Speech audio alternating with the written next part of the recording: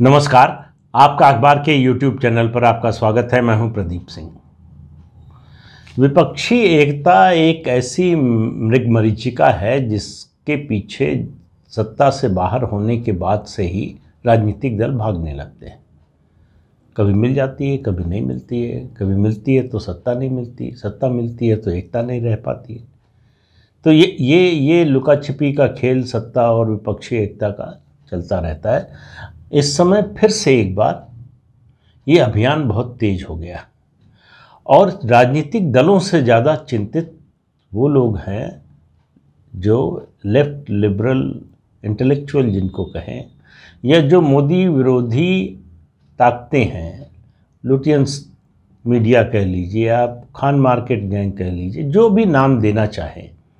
एक वर्ग है जो बहुत बेचैन है। उसे लग रहा है कि अब किसी भी तरह से मोदी को हटाना चाहिए। तो ठीक है, जनतंत्र में ऐसा सोचने में किसी के कोई बुराई नहीं है, अगर वो वाजिब तरीक़ों से हो, अगर वो डेमोक्रेटिक तरीक़ों से हो, अगर वो संवैधानिक तरीक़ों से हो। तो उसके लिए एक तरीका नज़र आता है कि सारे विपक्षी दल एक हो जाएं। ये एक वहम है बहुत से लोगों के दिमाग में कि पार्टियां एक हो जाएंगी तो उनके वोट एक हो जाएंगे, और फिर तर्क दिया जाता है कि सत्तारूढ़ दल को तो इतने ही % वोट मिले, इतने % लोग तो खिलाफ हैं। इन आंकड़ों का इस्तेमाल सबसे ज़्यादा किया जाता है जब बीजेपी सत्ता में होती है। कोई नहीं पूछता कि क्या जवाहरलाल नेहरू को कभी 50% या उससे ऊपर वोट मिले थे, इंदिरा गांधी को क्या 50% वोट मिले थे, क्या राजीव गांधी को 50% वोट मिले थे। सबको 50% से कम वोट मिले। सिर्फ एक प्रधानमंत्री हुए, एक सरकार हुई है जिसको 50% के ऊपर वोट मिला, और वो मोरारजी देसाई की जनता पार्टी की सरकार थी। तो ये बहस जो है, ये केवल ये बताने के लिए कि ये पूरे देश का प्रतिनिधित्व नहीं करती बीजेपी की सरकार, ये आंकड़े पेश किए जाते हैं। खैर, उससे कोई फ़र्क नहीं पड़ता, लोगों पर फ़र्क नहीं पड़ता, तो इसलिए जो है उसका कोई राजनीतिक अर्थ ज़्यादा रह नहीं जाता। चर्चा के लिए, बहस के लिए, तर्क के लिए उसका इस्तेमाल होता रहा है और होता रहेगा आगे भी। किसी ने 2019 में बीजेपी 50% वोट का आंकड़ा पार कर गई, इसकी चर्चा नहीं की है। और कब पार कर गई? जब सपा और बसपा की एकता हो गई, गठबंधन हो गया, तब। लेकिन वो जो है आंकड़ा, वो सूट नहीं करता, इसलिए उसकी कभी चर्चा नहीं होगी। अभी विपक्षी एकता पर आते हैं फिर से। देखिए, मेरा मानना है कि ये विपक्षी एकता हो ही नहीं सकती। मैं क्यों कह रहा हूँ?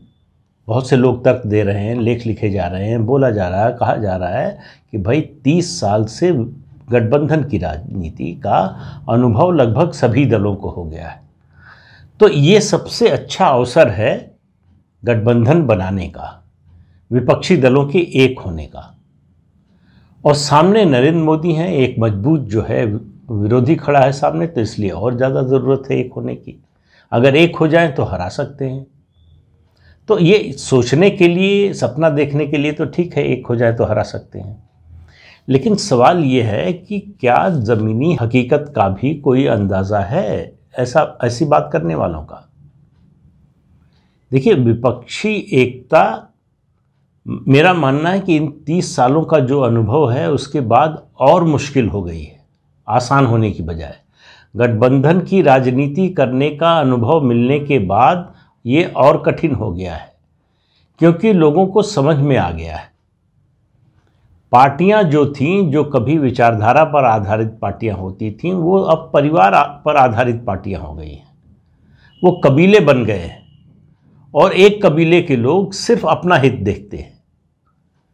उनके कबीले से बाहर जो कुछ हो रहा है उससे उनको ज़्यादा मतलब नहीं, जब तक उनके कबीले पर उसका प्रभाव न पड़ने वाला। तो कब पड़ता है पार्लियामेंट्री डेमोक्रेसी में? जब केंद्र में जो पार्टी सत्ता में है और जो राज्य में है उसमें परस्पर विरोध हो, तब चिंता की बात आती है। जब तक विचार की बात कहना तो ठीक नहीं, जब तक परस्पर हित में समानता है तब तक यहाँ कोई समस्या नहीं आती। तो जो सत्ता में है राज्यों में, उनमें से ज़्यादातर लोग ये चाहेंगे कि जो भी सत्तारूढ़ दल है केंद्र में उसके साथ चलें। एक तो विपक्षी एकता के रास्ते की सबसे बड़ी बाधा ये बनता है। दूसरा, नेतृत्व का सवाल आता है तो ये कहा जाता है कि देखिए ये विपक्ष को पीछे घसीटने के लिए या विपक्षी एकता में जो है फूट डालने के लिए ये मुद्दा उठाया जाता है, क्योंकि एक मजबूत नेता का होना ज़रूरी है। ये बात नरेंद्र मोदी के राष्ट्रीय राजनीतिक फलक पर आने के बाद से शुरू हुआ, जो कि बिल्कुल गलत है। ये नेहरू के समय था, ये इंदिरा गांधी के समय था, ये राजीव गांधी के समय था। यानी जब तक ये गांधी परिवार के साथ था, मजबूत नेतृत्व, लोकप्रिय नेतृत्व का मुद्दा, तब तक ये जायज़ था। जैसे ही ये वहाँ से हटा और नरेंद्र मोदी के पास आया, यानी गैर कांग्रेसी, गैर नेहरू गांधी परिवार के पास आया, वैसे ही ये मुद्दा जो है वो डेमोक्रेसी को तोड़ने वाला हो गया, वो अधिनायकवाद को बढ़ावा देने वाला हो गया। तो आप देखिए तर्क किस तरह से गढ़े जाते हैं। अब इन तर्कों के सहारे अब आप देखिए कि विपक्षी एकता कब सफल हुई है और कब नहीं हुई है। 1971 में सारे विपक्षी दल एक हो गए, ग्रैंड अलायंस बना, इंदिरा गांधी के खिलाफ बुरी तरह से हार गए। 1977 को मैं वो अलायंस नहीं मानता, क्योंकि वो पार्टियों का विलय हो गया था, एक पार्टी हो गई थी। लेकिन उससे पहले जो है चुनाव में जाने से पहले वो अलग अलग पार्टियां थी। तो 77 देखिए आप, 1989 देखिए, 2014 देखिए, उस बीच में आप अयोध्या का आंदोलन देखिए, बीजेपी का जो विस्तार हुआ है वो उसमें उसकी चर्चा आपको करनी है तो अयोध्या आंदोलन को नहीं छोड़ सकते। तो 71 में क्यों नहीं सफल हुए, 77 में क्यों हो गए, 77 में हुए उसके बाद कोई सफलता क्यों नहीं मिली? उसका कारण है, देखिए, चाहे वो 77 हो या 89 हो या अयोध्या आंदोलन हो या फिर 2014 हो, मास मोबिलाइजेशन के बिना, मास मोबिलाइजेशन क्या करता है? एक तो जनता को जागृत करता है। जो भी सत्तारूढ़ दल है उसके खिलाफ अगर आपको माहौल बनाना है तो पहली उसकी शर्त है मास मोबिलाइजेशन। मास मोबिलाइजेशन क्या करता है? अलग अलग पार्टियां भी हैं, अगर मिलकर कर रही हैं तो पार्टियों के जो कार्यकर्ता हैं, ज़मीनी कार्यकर्ता, उनके बीच में एक केमिस्ट्री बनाती है। वरना जो विपक्षी एकता की बात होती है वो अर्थमेटिक की बात होती है। नेता मिल जाते हैं, आपस में बैठते हैं, लंच करते हैं, डिनर करते हैं, घूमने जाते हैं, बातचीत करते हैं, इंटरव्यू देते हैं और कहते हैं एकता हो गई, गठबंधन हो गया। नीचे का जो वर्कर है उसको तो रोज़ आपस में लड़ना है, एक दूसरे के खिलाफ लड़कर यहाँ तक पहुँचा है। तो वो एक रात नेता ने घोषित कर दिया, अगली सुबह वो कैसे बदल जाएगा? ये संभव होता नहीं। संभव तभी होता है जब उसके लिए माहौल तैयार किया जाए, जब ये लगे कि ये सर्वाइवल का सवाल है, जब उसके लिए कोई मुद्दा हो। मास मोबिलाइजेशन कैसे होगा? 1977 में कैसे बना जेपी मूवमेंट, नवनिर्माण आंदोलन? उसकी पृष्ठभूमि में 77 में विपक्षी दलों को कामयाबी मिली, कांग्रेस को हराने में सफलता मिली। 1989 में वीपी सिंह का बोफोर्स पर जो है बाकी दलों का समर्थन, मास मोबिलाइजेशन, मुद्दा था देश की सुरक्षा, भ्रष्टाचार। इस पर जो है लोग जो है लोगों को समझाने में विपक्ष कामयाब हुआ कि इसके बिना जो है देश खतरे में पड़ जाएगा अगर इसी तरह से चलता रहा। इन सब बातों से समझने की बात यह है कि केवल इच्छा करने से विपक्षी एकता नहीं हो जाएगी, और नेतृत्व के सवाल को दरकिनार करके भी एकता नहीं हो पाएगी। पहला सवाल वो उसी तरह से है कि आप मुश्किल सवाल, जो समस्या कठिन हो उसको टाल दीजिए, जो आसान रास्ता हो उसको पहले अपना लीजिए, तो आखिर में आके वो जो कठिन सवाल आपने टाला है वो और बड़े रूप में आपके सामने आता है। कांग्रेस पार्टी को तो अभी अभी ताज़ा महसूस हो रहा है, छत्तीसगढ़ में जो हो रहा है, मध्य प्रदेश में जो हुआ, राजस्थान में जो हो रहा है, पंजाब में जो हो रहा है, वो इसी वजह से हो रहा है कि वो समस्याओं को टालते रहे। अब वो बड़े विकराल रूप में उनके सामने आकर खड़े हो गए। एक बात। दूसरी बात, विपक्षी एकता के रास्ते की सबसे बड़ी बाधा ये नेहरू गांधी परिवार है। ये जब तक राजनीतिक रूप से सक्रिय हैं, कोई विपक्षी एकता कारगर नहीं हो सकती। हो तो सकती है, गठबंधन हो सकता है, सीटों का तालमेल हो सकता है, लेकिन चुनावी सफलता नहीं मिलेगी। उसकी वजह यह है कि आप समझिए कि राजा और रंक का मेल नहीं होता। मतलब आज के ज़माने में ये बात कहना ठीक नहीं है, लेकिन ये परिवार अपने को एंटाइटल्ड समझता है। वो समझता है कि हम यहाँ पर हैं, बाकी लोग यहाँ हैं। तो इस मानसिकता के साथ कोई एकता होती नहीं। और आप यहाँ हैं, बाकी यहाँ हैं, ये तब चल जाता है जब आप ताकतवर हों, सशक्त हों, यहाँ जो नीचे हैं उनको कुछ देने की स्थिति में हो। जब आपकी ये भी स्थिति न रह गई हो कि कुछ दे सकें, आप मांगने वाले बन गए। इस बात को समझिए, कांग्रेस पार्टी देने वाले से, कांग्रेस से जिसका अलायंस हो उसको फायदा हुआ करता था। एक समय ऐसा था। अब कांग्रेस चाहती है कि अलायंस हो जिससे उसको फायदा हो। तो अगर आप मांगने वाले बने हैं तो आपका व्यवहार आचरण भी वैसा होना चाहिए। व्यवहार आचरण देने वाला होगा और होंगे आप मांगने वाले, तो ये तो नहीं चलने वाला।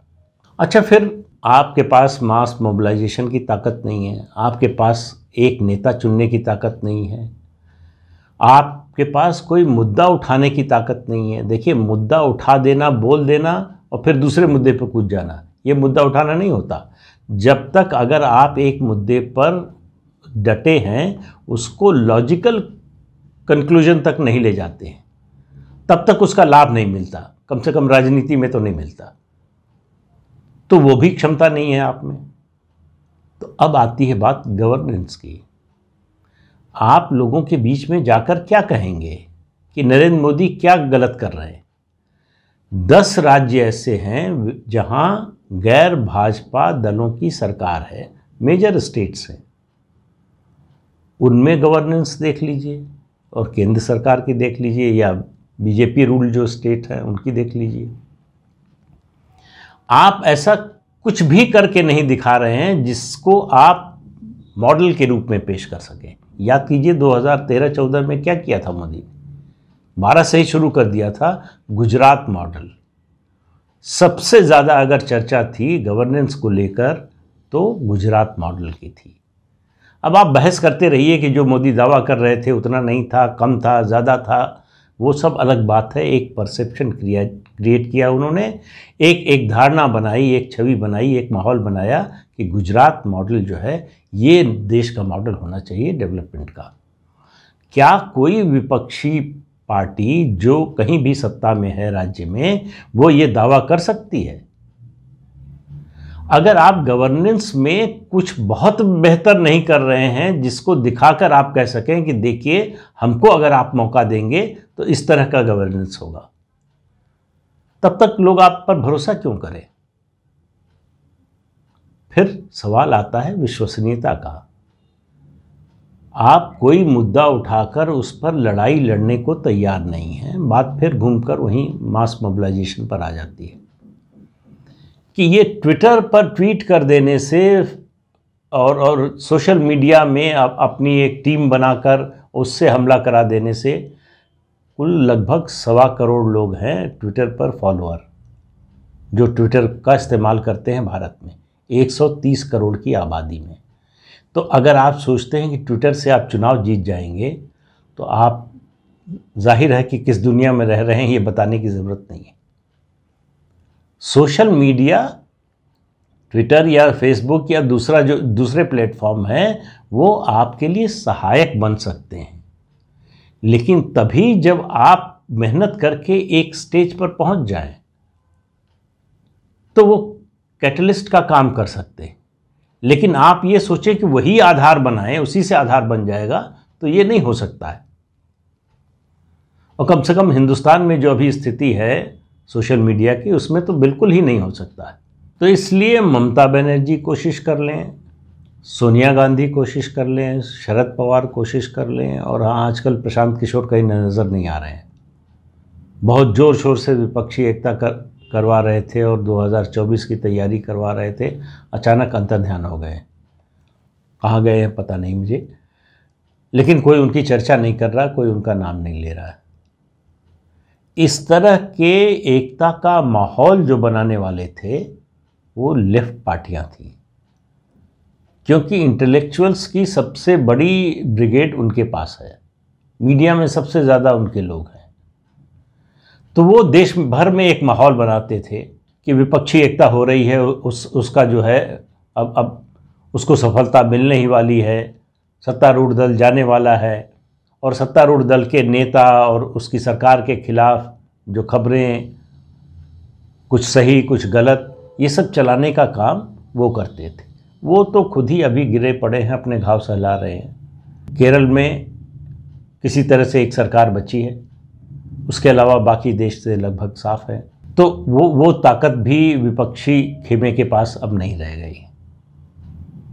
तो इसलिए मैं कह रहा हूँ कि ये विपक्षी एकता की सारी कोशिश बेकार है।